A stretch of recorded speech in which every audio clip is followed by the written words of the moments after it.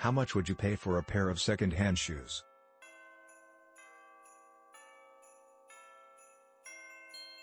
Well, someone just spent more than $200 on a pair of old Birkenstock sandals owned and worn by the late Apple co-founder Steve Jobs, setting a record for the highest price ever paid for a pair of sandals at auction, according to the auction house.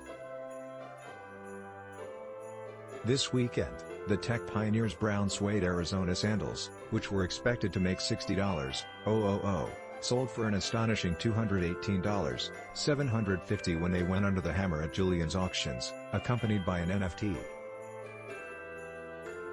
Prior to the sale, the Californian auction house said the sandals, described as well used but still intact, were a wardrobe staple for Jobs in the 1970s and 80s.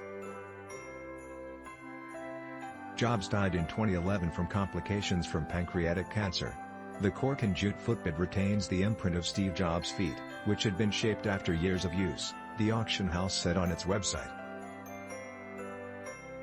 The Birkenstocks were saved from the trash by Mark Scheff, a former house manager to Steve Jobs, during one of the tech icon's many clearouts, it said.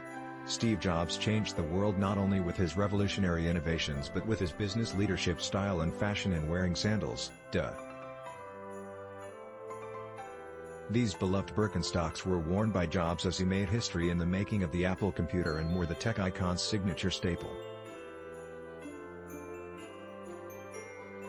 The shoes were sold in Julian's Auctions Icons and Idols, rock and roll public sale, which featured memorabilia, clothing, musical equipment, and jewelry from musicians and pop culture figures including Elvis Presley, Kurt Cobain, and John Lennon. In October last year, a pair of Nike Airships worn by basketball legend Michael Jordan sold for $1.47 million, breaking the record for the highest sale price for a pair of sneakers at auction.